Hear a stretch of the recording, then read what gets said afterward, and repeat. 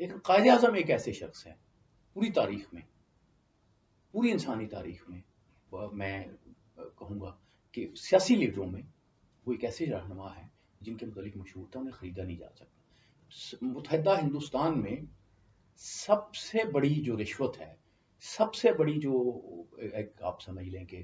ایک آفر جو کی گئی کسی سیاستدان کو، قائد اعظم کو کی گئی، اور وہ یہ آفر یہ تھی، وہ گاندھی کی طرف سے کی گئی، اور گاندھی نے کہا کہ ہم آپ کو پورے ہندوستان کا وزیر اعظم بنا دیتے ہیں، آپ اپنا آزادی کا مطالبہ جو ہے وہ چھوڑ دیں۔ لیکن قائد اعظم نے لمحہ بھر بھی سوچا کہ مجھے اس بات کو ماننا چاہیے،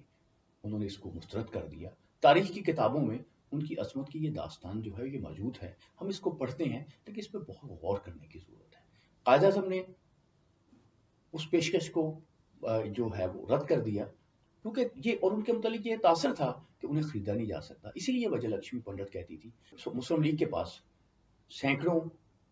نہرو ہوتے، گاندھی ہوتے، ابوالکلام آزاد ہوتے، اور